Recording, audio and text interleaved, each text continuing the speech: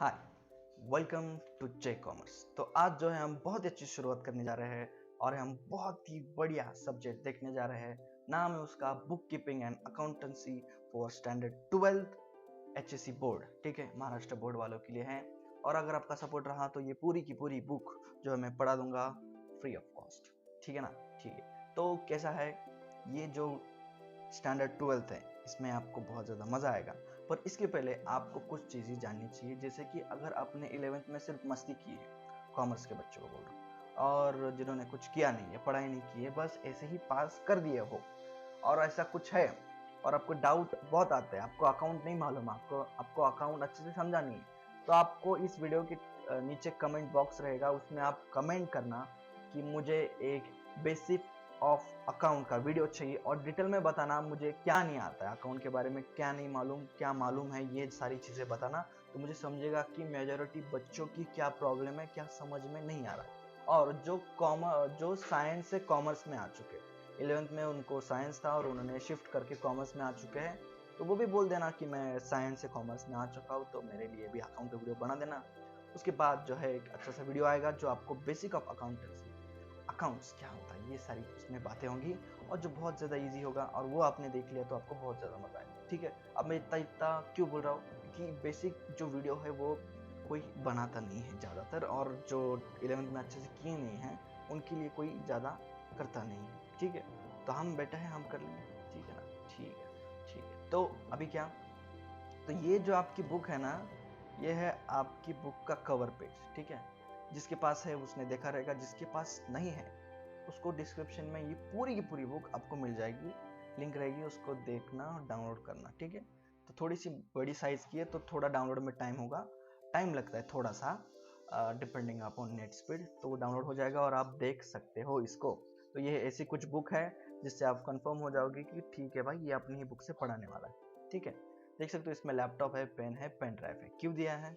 ऐसे ही दिया है, उनकी मर्जी, हमें क्या करना है। ठीक है, ये आपका 12th स्टैंडर्ड है, ये किसके लिए है, मतलब किसकी अकाउंटिंग करने वाले हैं। ठीक है, और 11th स्टैंडर्ड हमने किसकी अकाउंटिंग की, तो 11th स्टैंडर्ड जो था वो था जो कि ज़्यादा फोकस करता था सोल प्रोप्राइटर को। सोल प्रोप्राइटर मतलब कौन?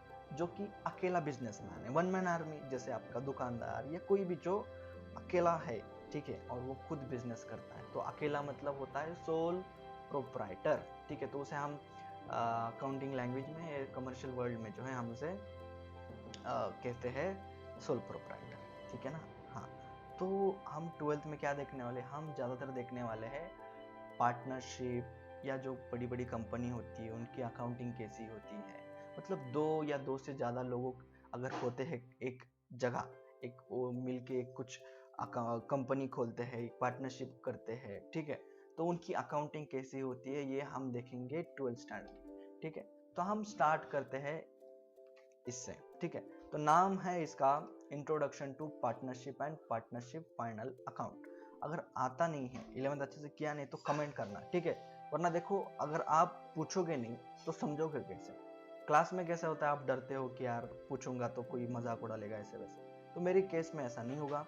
आप जो है मुझे इंस्टाग्राम पे जे कॉमर्स है, सर्च करना, उसकी लिंक भी दे दूंगा डिस्क्रिप्शन में, आप जो वहाँ पे फॉलो करो और मुझे मैसेज करो कि ये प्रॉब्लम है, ये है, कुछ है, डाउट पूछो। ठीक है, डाउट पूछोगे नहीं तो समझोगे नहीं और वैसे ही अटके रहोगे। ठीक है, तो देखो introduction to partnership and partnership final account. तो इसमें ये जो है फाइनल अकाउंट, ये बहुत अच्छा चीज है जो आपको एक बेस क्रिएट कर देगी, जो आपको, अगर ये फाइनल अकाउंट क्या होता है, कैसे होता है, अगर ये आपने समझ लिया, मतलब वीडियो मेरी अच्छे से देख ली, समझ ली, ठीक है, तो जो है आपको 60 to 70% जो आपका सिलेबस है वो खत्म हो गया, समझो। ठीक है, क्या हो गया? खत्म हो गया। तो इतना ज़्यादा इंपॉर्टेंट है ये लेसन। तो आगे आने वाली जो भी चीज़ें रहेगी, जो भी लेसन्स रहेंगे, सारे इससे रिलेटेड है, मतलब कुछ अकाउंट्स। ठीक है ना? तो रिलेटेड है क्योंकि हम इसमें दो से ज़्यादा लोग का ही अकाउंटिंग कैसे करते हैं देखने वाले हैं। ठीक है, मेन एम तो समझ गया कि हम क्या सीखने वाले।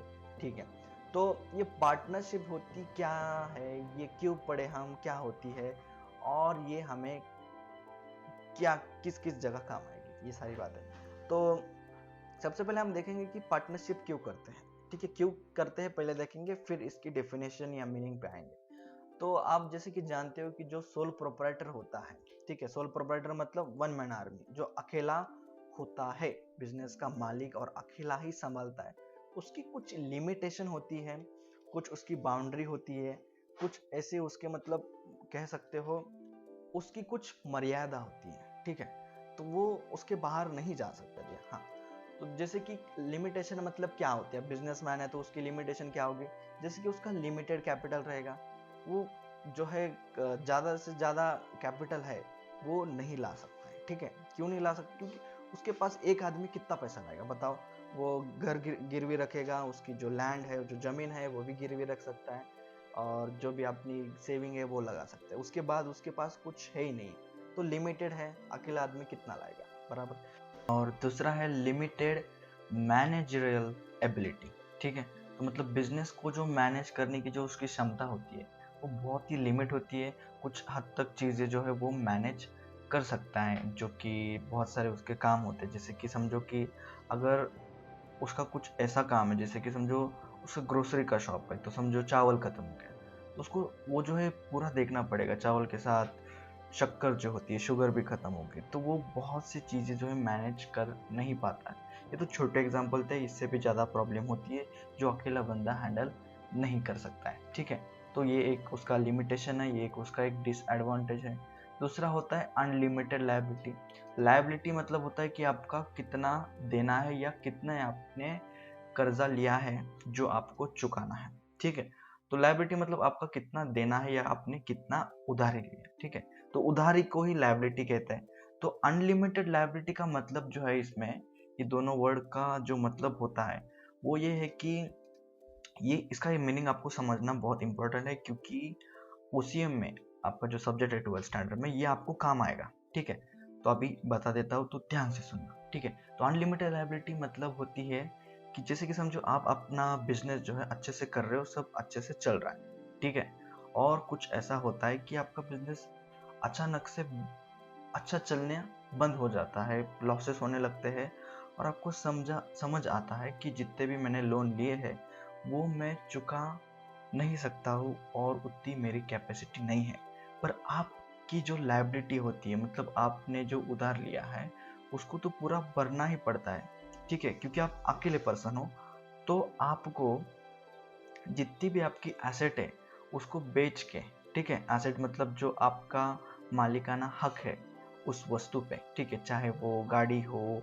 चाहे वो आपका शॉप हो, वो आपको बेच के आपको जो है पैसे चुकाने पड़ेंगे, ठीक है, ये तो बात सही है, ठीक है, पर अगर आपके एसेट बेच के भी पैसे आप कम पड़ने लगे, तो आपकी जो प्राइवेट प्रॉपर्टी होती है, आपका प्राइवेट जो भी लैंड होता है, ठीक है, जो ज़मीन होती है, वो भी आपको बेच के ये जो कर्ज लिया है, आपकी जो लायबिलिटी है वो आपको चुकानी पड़ेगी, ये सबसे ज़्यादा रिस्क होता है।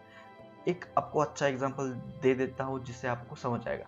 जैसे कि आपको मालूम है विजय माल्या, ठीक है, वो भाग चुके हैं, बराबर है, हाँ, तो लौटने के कुछ प्लान भी बन रहे हैं, अगर अपनी सरकार कुछ कर दे तो वो लौट भी सकते हैं, ठीक है, न्यूज़ पढ़ते हो तो जानते रहेंगे।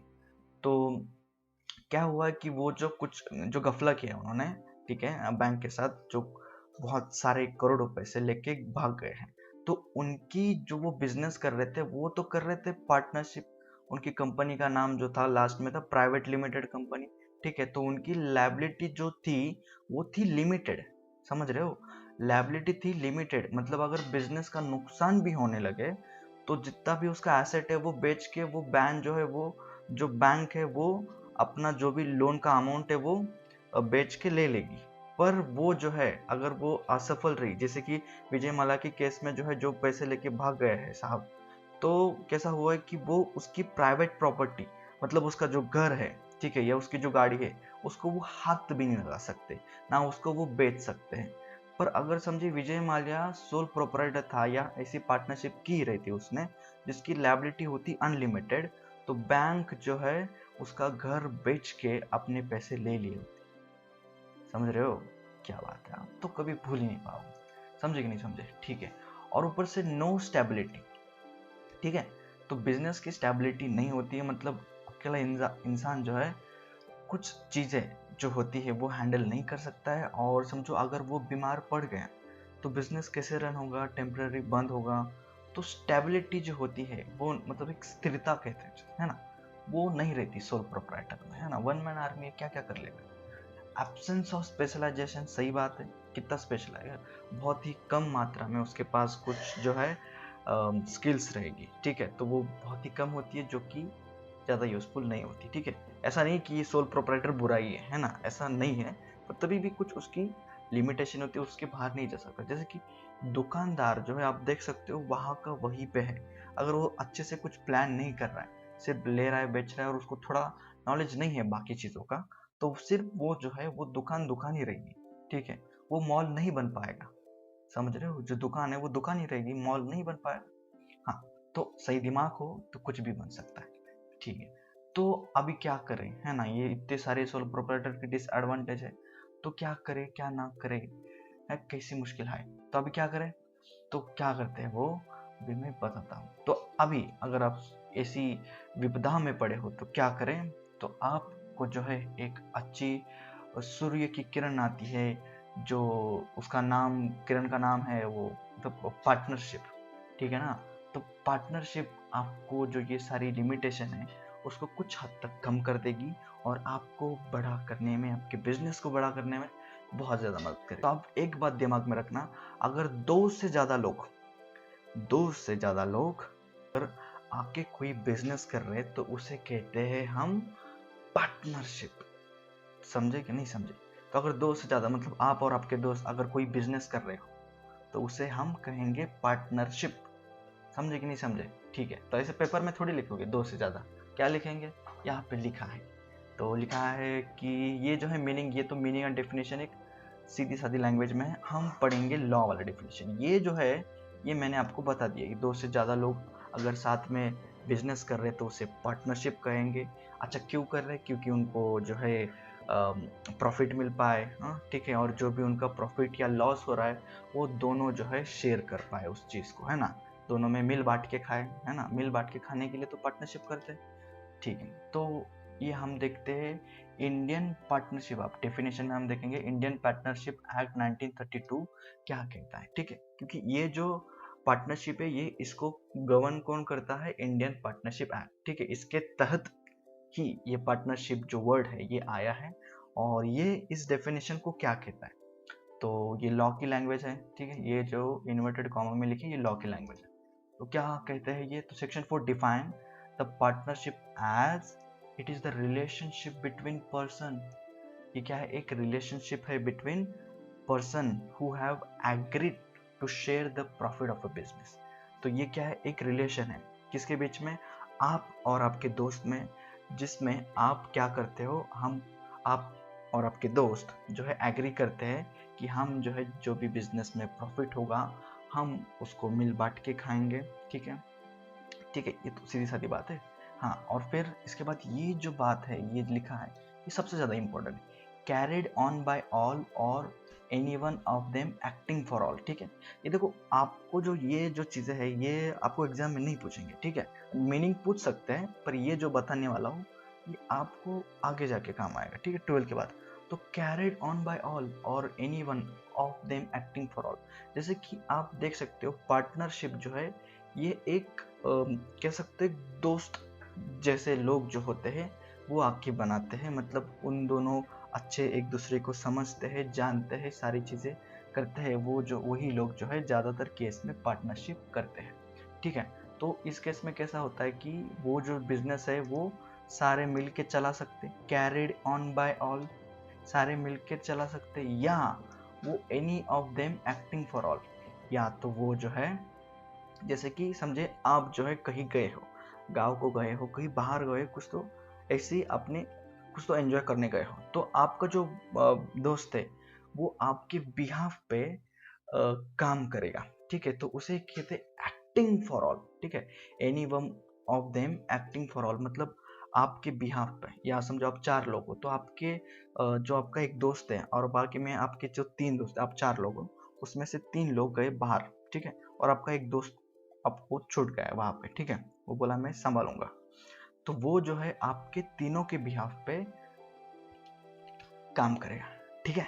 चलो ठीक है, तो ये मतलब किसी को डाउट रहा तो, क्योंकि ये जो है ये इंग्लिश नहीं है, ये लॉ की लैंग्वेज है, तो लॉ पढ़ा है तो समझ जाएंगे, ठीक है। ज़्यादा लोग नहीं बताते, ज़्यादा टीचर लोग कि वो भी पढ़े नहीं रहते हैं, ठीक है। तो अभी देखो फीचर ऑफ पार्टनरशिप फर्म, ठीक है। तो पार्टनरशिप समझ गए, अगर 2 से ज़्यादा लोग आके अगर बिजनेस कर रहे हैं तो वो जो है एक पार्टनरशिप में है। तो पार्टनरशिप फर्म के कितने टाइप होते हैं, ये टाइप जो है आपके टेक्स्ट बुक में नहीं दिया है। तो ये टाइप कौन से कितने टाइप होते हैं, एक होता है पार्टनरशिप जर्नल टाइप, जर्नल रहता है जो कि ये बुक में है। दूसरा रहता है पार्टनरशिप फर्म जो है, दूसरी रहती है प्राइवेट लिमिटेड कंपनी, और तीसरी जो होती है वो होती है लिमिटेड लायबिलिटी कंपनी, ठीक है। बस जनरल बात थी, आपको थोड़ा एक्स्ट्रा नॉलेज देने की कोशिश थी, ठीक है ना। हाँ, तो इस बुक में ज़्यादातर हम जर्नल देखेंगे, प्राइवेट लिमिटेड कंपनी जो है इसमें ज़्यादातर नहीं है, इसके ऊपर क्वेश्चन नहीं बने हैं, ठीक है। क्यों नहीं बने हैं क्या मालूम, पर रियल लाइफ में प्राइवेट लिमिटेड कंपनी होती है। आप कहीं भी देखो आसपास में, तो वहाँ पे उस ब्रांड के बाद लिखा रहता है प्राइवेट लिमिटेड कंपनी, ठीक है। कोई भी ब्रांड ले लो, जैसे शाओमी, शाओमी वो रेडमी फ़ोन बनाने वाला, रियलमी, वो भी एक प्राइवेट लिमिटेड कंपनी है, समझ रहे हो क्या। हाँ, तो ऐसे मतलब रियल लाइफ एग्जांपल दे रहा हूँ, या आपके आजू बाजू में देख लो कुछ रहेगा जो कि रहेगा प्राइवेट लिमिटेड, ठीक है। तो वो भी एक पार्टनरशिप है, ठीक है। जीता जागता एग्जाम्पल, मतलब आप समझ रहे हो कि ये जो बातें अगर हम सीख ली तो हमें बहुत ज़्यादा काम आएगी, ठीक है। इसलिए इसको इतना इतना मैंने डिटेल में बता दिया है, ठीक है।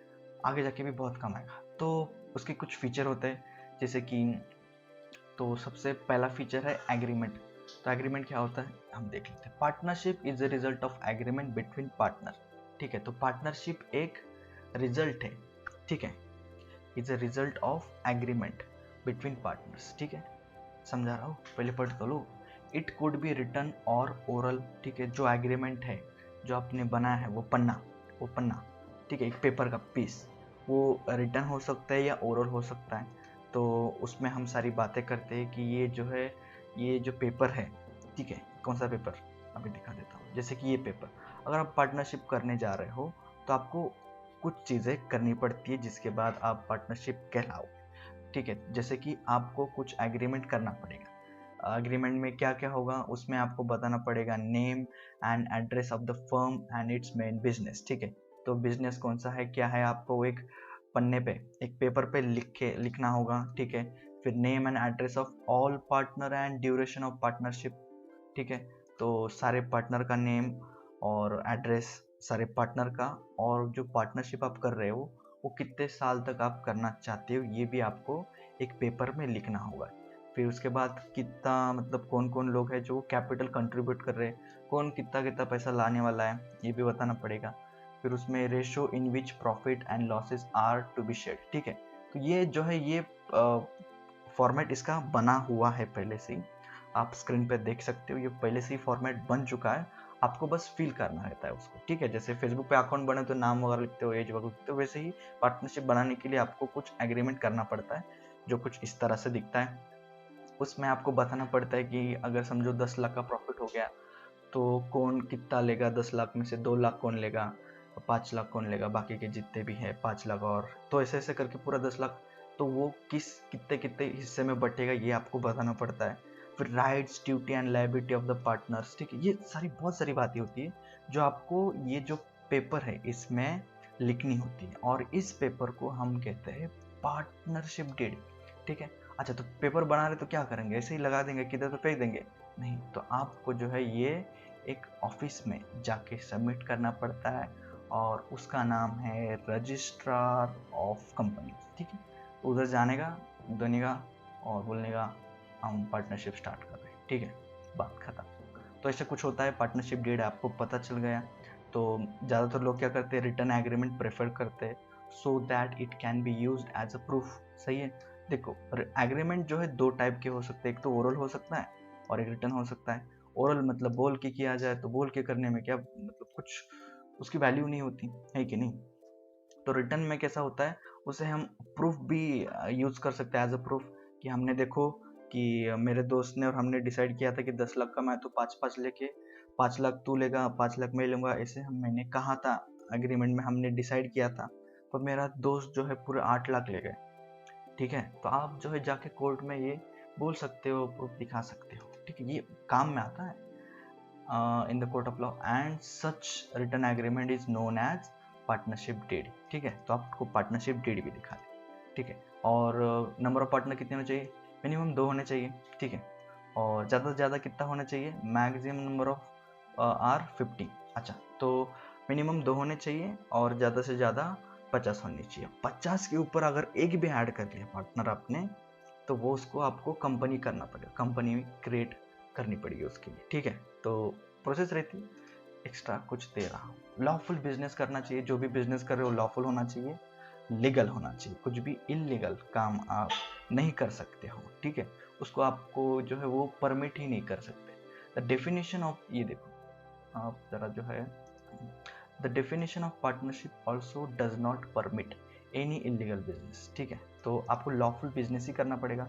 जो भी आप प्रॉफिट और लॉस कमा रहे हो वो आप दोनों डिसाइड करके म्यूचुअली एग्री करोगे और एग्रीमेंट में लिखोगे कि जो है लॉस जो है, समझो मतलब प्रॉफिट हुआ लॉस हुआ, 10 लाख समझो लॉस हुआ, तो फिर कौन कौन बोन करेगा, कितने क्या क्या होगा, वो सारी बातें एग्रीमेंट में लिखनी चाहिए।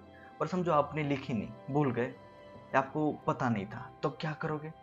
If the agreement is silent about the ratio, then the profit and loss sharing will be equal. तो अगर आपने बताया नहीं कि अगर समझो 10 लाख कमाया तो फिर कैसे बटेगा, अगर ये नहीं बताया है तो हम उसे अज्यूम करेंगे इक्वली बांटो तुम लोग। कैसे इक्वल बांटो? तो 10 लाख का में तो 5-5 लाख तुम रखो मैं रखूँ, ऐसे आप 10 लोग कर लो। और अनलिमिटेड लायबिलिटी इसकी होती है, ये इसका फीचर है।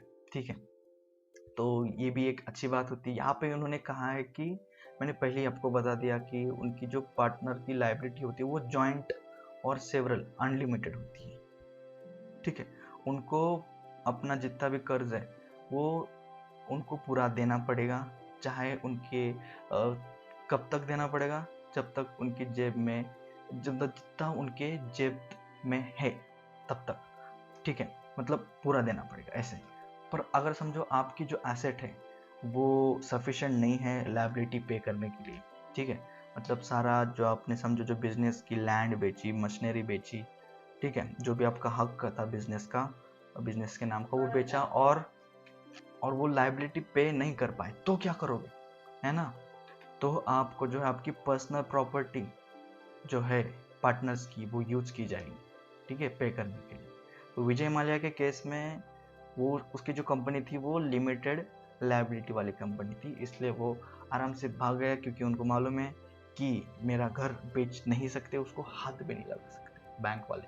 ठीक है, तो बैंक वाले सिर्फ वेट कर सकते कब देगा क्या देगा, या उनको माफ कर दे सकती है, रिबेट कर सकती है, बैंक दे सकती है, कि कह सकती है गवर्नमेंट कुछ तो कर सकती है। विजय माल्या एग्री है, देखते हैं कब आएगा, बस गवर्नमेंट की मंजूरी चाहिए। ठीक है, न्यूज़ पढ़ लो, जानना है तो मुझे बोल दो, मैं एक पढ़ा दूंगा, आपको चाहे तो केस स्टडी भी दे सकता हूँ। ओके, अब और क्या, if any one of the partner is declared insolvent.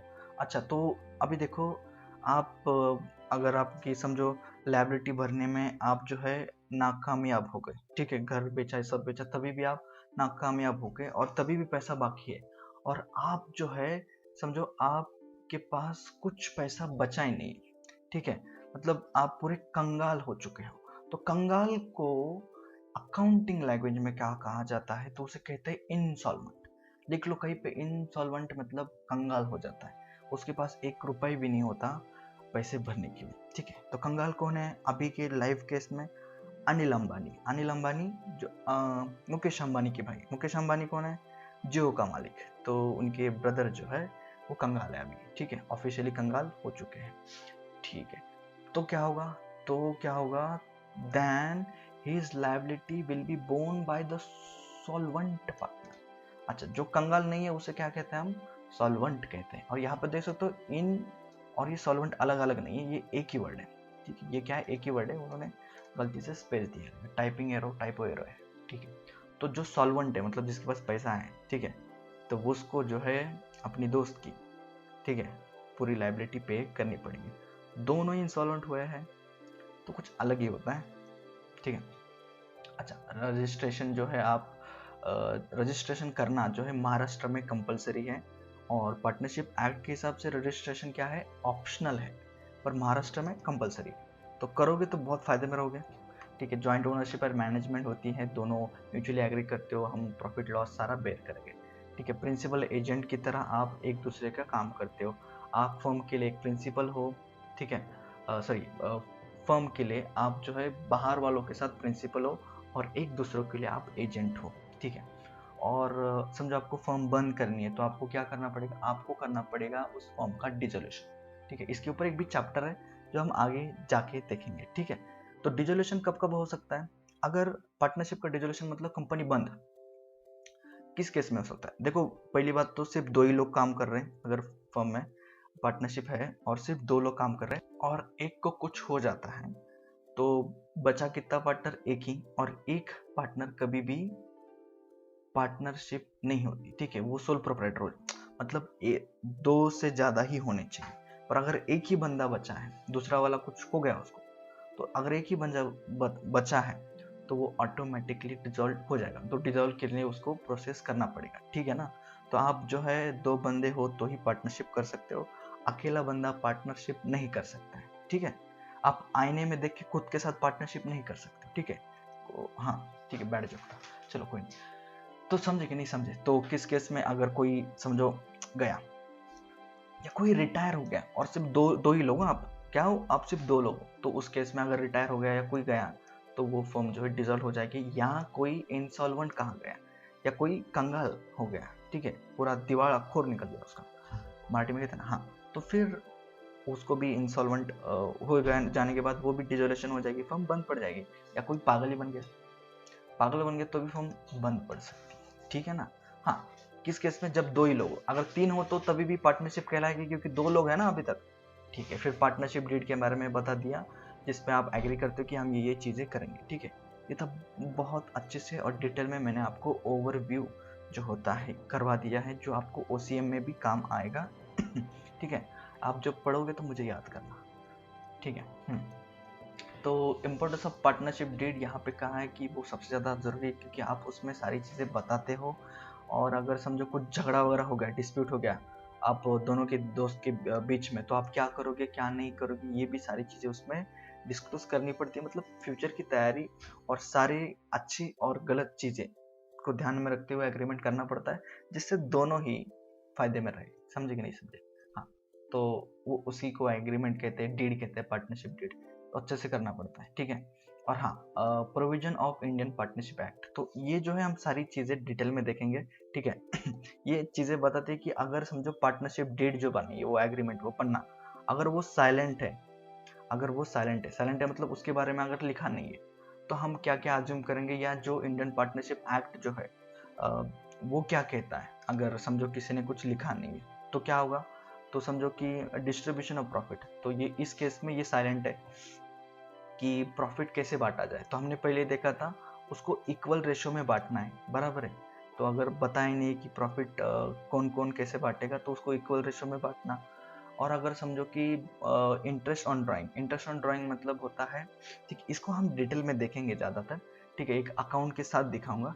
पर अभी के लिए समझो आपने कुछ ड्राइंग की है गुड्स की, आपने कुछ सामान जो लिया है अपने बिजनेस से लिया है, ठीक है, और उसके लिए जो है आपको बिजनेस को पैसा देना पड़ेगा, क्योंकि बिजनेस और आप अलग अलग हो दोनों, ठीक है।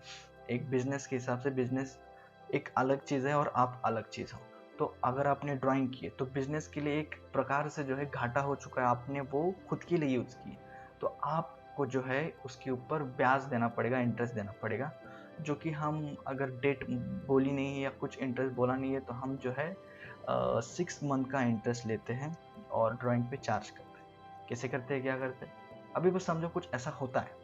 आगे तो इसके बारे में हम डिटेल में देखने ही वाले हैं, उसमें आप ऐसी कुछ दिक्कत ही नहीं होगी। उसके बाद होता है इंटरेस्ट ऑन पार्टनर लोन, तो जो आप 2 पार्टनर हो और आप बोलते हो कि लोन लेने से अच्छा है कि मैं जो है खुद लोन देता हूँ, बिजनेस को खुद लोन देता हूँ, तो मुझे जो है फायदा, मतलब बाहर से लेने से अच्छा, जैसे बाहर से लोन लेने जाओ तो 12-13% पर एनम इंटरेस्ट देना पड़ता है हर साल।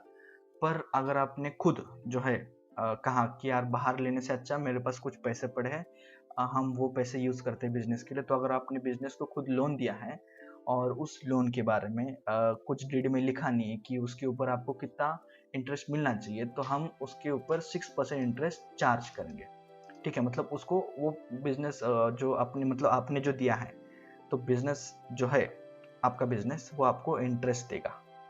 समझ रहे हो? हाँ, इंटरेस्ट ऑन कैपिटल, जो आपने अगर आपने कुछ कहा ही नहीं है कि जो आपने जो मूल रकम कहते हैं जिसे कैपिटल कहते हैं, जो बिजनेस में आपने इन्वेस्ट किया जो पैसा है, वो अगर साइलेंट है, डीड में आपने कहा नहीं कि हमें जो इतना कैपिटल आया है उसके ऊपर हमें कुछ ब्याज चाहिए, अगर आपने बोला नहीं है तो आपको दिया नहीं जाएगा। ठीक है, ये जो सारी केस थी कब थी, जब आपने डीड में लिखा ना हो तो क्या करना है, पर अगर लिखा है तो वैसे ही फॉलो करेंगे, नहीं लिखा है तो ऐसे फॉलो करेंगे। क्या ये ज़्यादा काम में आता है? हाँ आता है, मतलब 2-3 मार्क आपको बढ़ाने में 2-3 मार्क मिलेंगे अगर ये आपने जान लिया तो। प्रैक्टिस बहुत करेंगे, ठीक है, टेंशन नहीं लेने का। अच्छा, इसके बाद होते हैं मेथड ऑफ कैपिटल अकाउंट। तो ये जो है ये ज़्यादा डिटेल में देखेंगे हम थर्ड चैप्टर में, ठीक है, क्योंकि वहाँ पे आपको ज़्यादा मज़ा आएगा। अभी मैं बताऊंगा तो आप बस समझ लेना, समझ पा रहे हो तो वेरी गुड, नहीं समझा तो भी वेरी गुड, दोनों ही केस में आप विन विन हो। तो कैसा होता है कैपिटल अकाउंट? क्या होता है, जो आपने जो पैसा दिया है बिजनेस को, आपने जो पैसा दिया है बिजनेस को, बिजनेस का नाम रखते हैं चिंटू, तो चिंटू को जो पैसा दिया आपने, ठीक है, तो वो बिजनेस है और वो अलग हो, आप और बिजनेस अलग अलग हो और उसके हिसाब से ही करना चाहिए, तो ही आपका जो है प्रॉफिट या सारी चीजें हम अच्छे से निकाल सकते हैं। ठीक है, तो ऐसे ही रूल होते हैं अकाउंटिंग के, कुछ उसके स्टैंडर्ड होते हैं, एएस कहते हैं उसे, अकाउंटिंग स्टैंडर्ड, जो ये कहते हैं कि आप और आपका बिजनेस अलग है। ठीक है, तो फिक्स्ड, तो कैपिटल अकाउंट के जो होते हैं 2 मेथड होते हैं। ठीक है, आप कैपिटल अकाउंट को जो है 2 मेथड से आप बना सकते हो आपके हिसाब से। ठीक है, अब जैसे कि नाम से पता चल रहा है फिक्स्ड कैपिटल मेथड। ठीक है, और फिक्स्ड कैपिटल मेथड के 2 रूप होते हैं, एक तो होता है कैपिटल अकाउंट, दूसरा होता है करंट अकाउंट। ठीक है, देखो समझा तो ठीक, नहीं तो जाने दो। ठीक है, समझा रहा हूँ तभी भी सुनो। अब देखो फिक्स्ड कैपिटल अकाउंट जो होता है, जिसमें समझो आपने बिजनेस को पैसा दिया। ठीक है, तो कैपिटल अकाउंट एक रिप्रेजेंटेटिव पर्सनल अकाउंट है।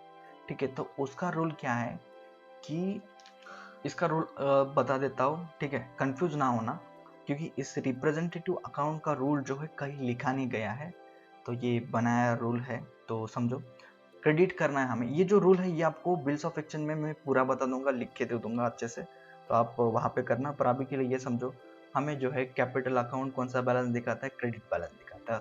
तो अगर समझो पैसा मिल रहा है, ठीक है, बिजनेस को अगर पैसा मिल रहा है तो उसको करना है क्रेडिट कैपिटल अकाउंट में, कैपिटल अकाउंट। अगर पैसा उससे जा रहा है तो उसे करना है डेबिट।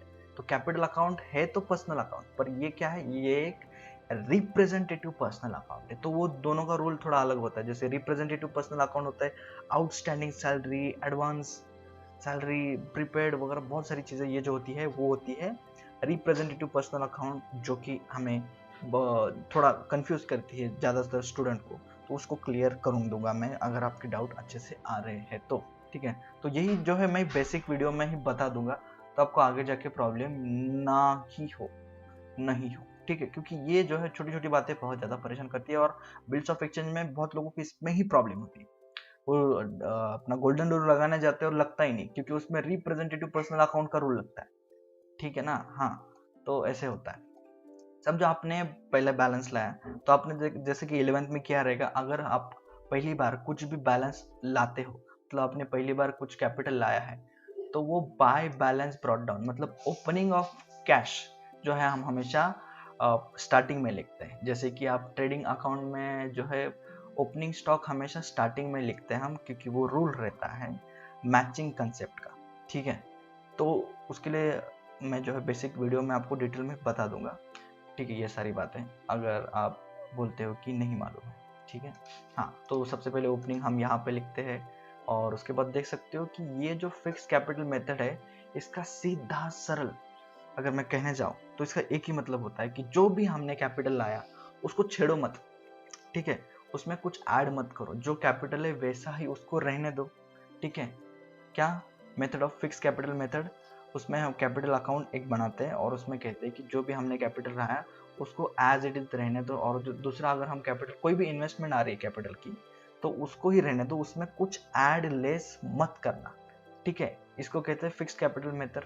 तो समझो कि आपने डिसाइड किया है कि आपको इंटरेस्ट ऑन कैपिटल मिलेगा, है ना। जैसे कि आपने कुछ काम किया तो आपको सैलरी मिलेगी। हमने पार्टनरशिप डीड में आपने डिसाइड किया था कि समझो आपने कुछ लोन लाया तो आपको इंटरेस्ट मिलेगा, तो आपको मिलेगा तो फिर आपके अकाउंट में लिखना चाहिए ना। तो फिर वो कहाँ लिखेंगे हम, अगर हम फिक्स्ड अकाउंट कहता है कि मेरे इसमें सिर्फ कोई भी मत लिखो, सिर्फ जो कैपिटल आ रहा है वही लिखो, तो हम उसके लिए जो है अलग से अकाउंट प्रिपेयर करेंगे और उसको कहते हैं पार्टनर्स करंट अकाउंट। तो उसमें कोई भी, जैसे कि आपको इंटरेस्ट ऑन कैपिटल मिल रहा है तो कर दो उसको क्रेडिट, आपको सैलरी मिल रही है तो क्रेडिट कर दो, कमीशन मिल रहा है तो क्रेडिट कर दो, समझ रहे हो। तो आपको मिल रहा है तो फिर उसको यहाँ पे लिखना पड़ता है। पर आपको ज्यादातर केस में जो है क्या होता है, जो भी आप आगे जाके तीसरा चौथा मतलब रिकॉन्स्टिट्यूशन ऑफ पार्टनरशिप में आप ज़्यादातर ये मेथड फॉलो करेंगे। कौन सा? Fluctuating capital method. जैसे कि आपने यहाँ पे देखा था, हमने ये देख लिया करंट और कैपिटल वाला, जिसमें आप इस मेथड में हम कैपिटल को हाथ नहीं लगाते, जैसा ही वैसे रहने देते हैं। और करंट में सारी जितने भी आपको कमीशन मिल रहा है, आपसे कुछ कट रहा है, ड्राइंग की उसके ऊपर इंटरेस्ट है, ये सारा करंट में देखते हैं। और फ्लक्चुएटिंग में ये खिचड़ी होती है, समझ रहे हो। ये क्या है, ये दाल चावल है। फिक्स्ड कैपिटल मेथड दाल चावल, और ये है खिचड़ी, इसमें सब मिक्स होता है। मतलब इसमें आप कहते हो, क्या कहते हो, जो इन दोनों को कंबाइन करोगे ना आप, तो वो ये मेथड हो जाता है फ्लक्चुएशन कैपिटल। कैसे होता है देख लेते, चलो आओ आओ आओ आ जाओ। हाँ, तो खिचड़ी को देखो, कैपिटल अकाउंट ये क्या है, देखो इसमें हमने कैपिटल जो लाया बाय बैलेंस ब्रॉट डाउन, उसको हमने क्रेडिट कर दिया। फिर समझो कुछ आपको इंटरेस्ट मिल रहा है कैपिटल के, उसको भी लिख दिया। कुछ सैलरी मिले तो लिख दिया, कुछ जा रहा है तो डेबिट कर दिया। इंटरेस्ट ऑन ड्राइंग भी हमने यहाँ पे सब कर दिया, समझ रहे हो। इसमें सब कुछ मिक्स कर दिया, तो ये जो है आपको ज़्यादा आता है, ठीक है। तो इसके ऊपर हम बहुत डिटेल में, इसके ऊपर एक पूरा चैप्टर है, समझ रहे हो क्या। तो इसमें ज़्यादा दिक्कत की बात नहीं होगी, ठीक है। हाँ, तो इसको हम देखेंगे बहुत ही ज़्यादा डिटेल में आगे जाके। तो इसके लिए जितना ज़्यादा इम्पोर्टेंट है उसको मैं पहले कवर कर लूँगा, ठीक है। समझाए तो ठीक, नहीं तो नहीं।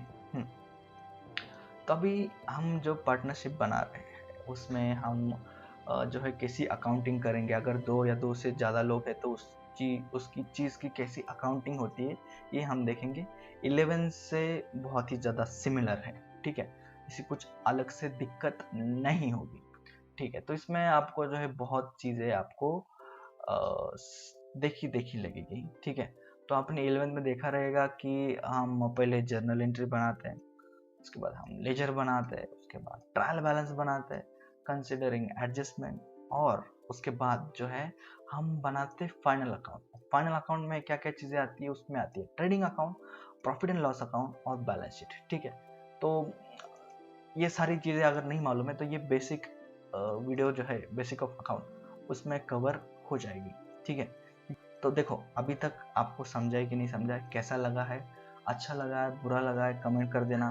कुछ सजेशन हो कि नहीं भाई ऐसे सिखाओ, ऐसे मत सिखाओ, ये ज़्यादा मत करो, वो मत कम करो, ऐसा जो भी है कमेंट कर देना, ठीक है। सुनूंगा और उसे अप्लाई करूंगा, ठीक है। तो ये जो है आपको ही बेनिफिट देने वाला है कि ये सारी चीज़ें मैं फ्री में करने आऊँ।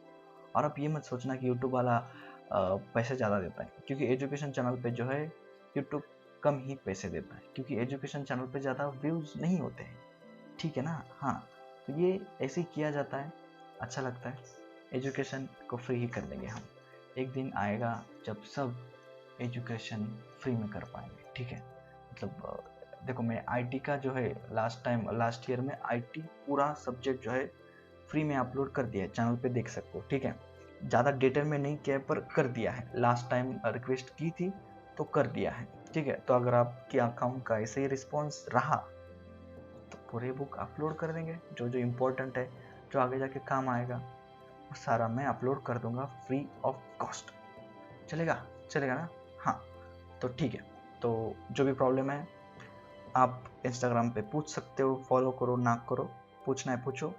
और अच्छा लगा तो लाइक कर दो, शेयर कर दो, कमेंट कर दो। चैनल को सब्सक्राइब कर दो अगर आपको ऐसी ही वीडियो देखनी है और मज़े लेने हैं तो। चलो बाय बाय, अच्छे से रहिए, मस्त रहिए।